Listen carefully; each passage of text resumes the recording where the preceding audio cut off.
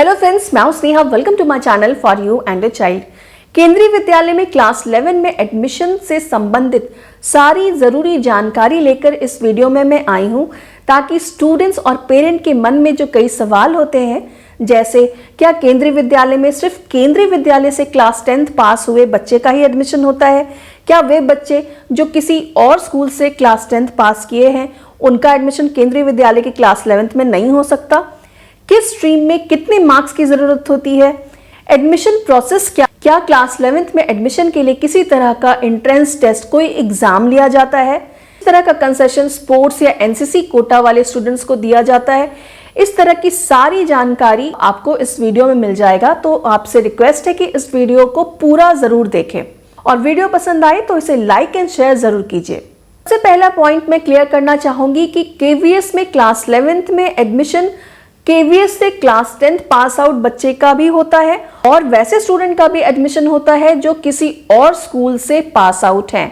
दोनों का admission process same रहेगा, लेकिन सबसे बड़ा डिफरेंस ये है उन स्टूडेंट का जिन्होंने क्लास 10 केंद्रीय विद्यालय से पास किया हो, चाहे वो इंडिया के किसी भी शहर से पास किए हो, उनका रजिस्ट्रेशन और सिलेक्शन पहले होगा और फिर बची हुई सीट्स पर नॉन केवीएस स्टूडेंट के लिए आवेदन स्वीकार किया जाएगा।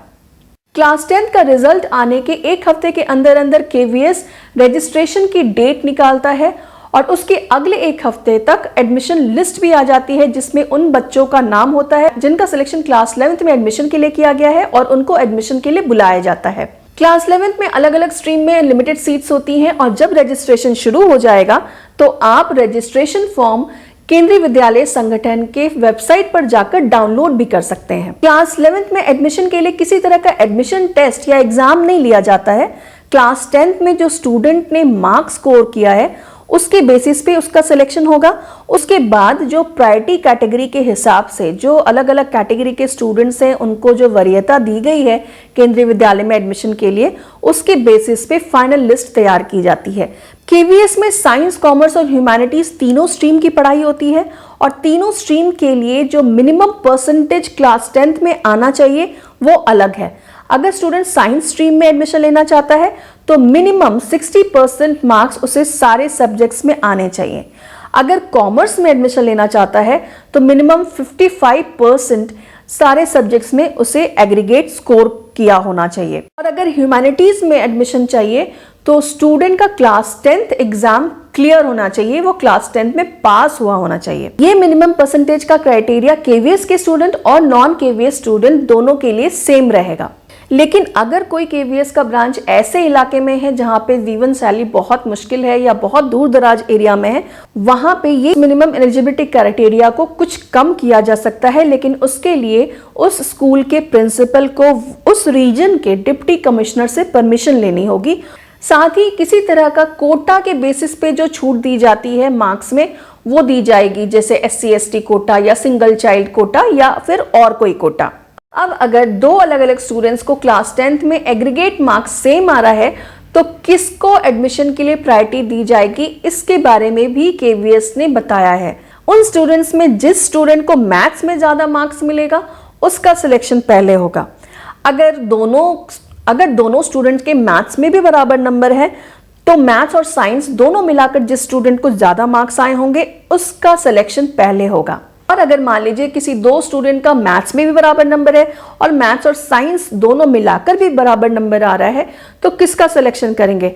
तो इस कंडीशन में डेट ऑफ बर्थ सर्टिफिकेट में जिस स्टूडेंट की एज ज्यादा है उसका सिलेक्शन होगा। क्लास 11th में नॉन केवीएस स्टूडेंट के लिए जो परमिटेड स्ट्रेंथ है वो 40 है, 40 है। इसका मतलब किसी एक स्ट्रीम में जो मैक्सिमम स्ट्रेंथ होती है वो 40 होती है और अगर कोई नॉन केवीएस स्टूडेंट आएगा तो उसका एडमिशन आगे नहीं होगा।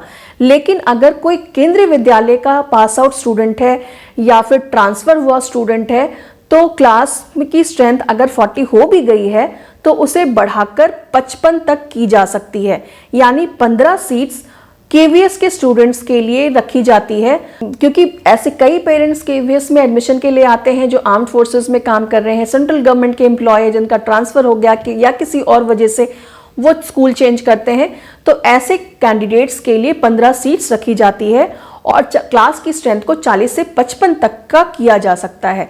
लेकिन जो मैक्सिमम स्ट्रेंथ होगी किसी क्लास की वो 55 होगी।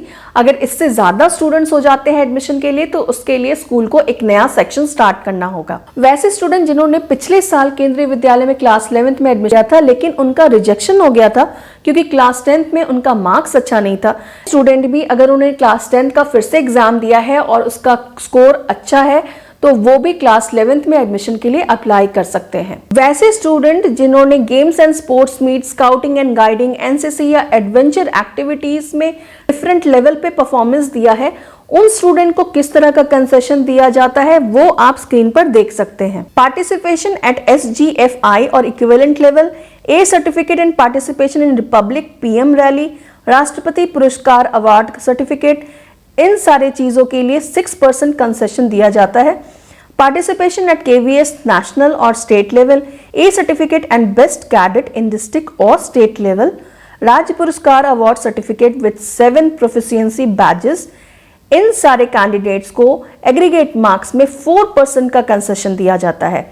पार्टिसिपेशन एट KVS रीजनल और डिस्ट्रिक्ट लेवल, NCC का A certificate, Tritiya Sopan certificate with 5 proficiency badges और एडवेंचर एक्टिविटीज में participation in at least 1 10-day adventure activity. अगर स्टूडेंट ने ये सारी चीजें की हैं तो उनको एग्रीगेट मार्क्स में 2% का कंसेशन दिया जाएगा। Sports and games, NCC, scouting, guiding और एडवेंचर एक्टिविटीज को मिलाकर मैक्सिमम जो कंसेशन छूट दी जाती है मार्क्स में वो है 6% मार्क्स का।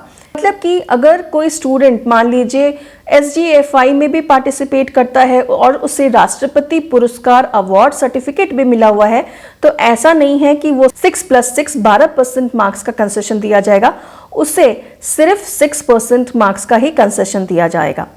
SC, ST, OBC, non creamy layer और दिव्यांग यानी फिजिकली हैंडीकैप्ड कैटेगरी को बिलोंग करने वाले कैंडिडेट को 4% मार्क्स की छूट दी जाती है। तो फ्रेंड्स ये थे केंद्रीय विद्यालय में क्लास 11th में एडमिशन से संबंधित जरूरी जानकारी। तो उम्मीद करती हूँ ये जानकारी आपके काम की होगी, तो इसे लाइक एंड शेयर जरूर कीजिए और मेरे चैनल को सब्सक्राइब भी जरूर कीजिए।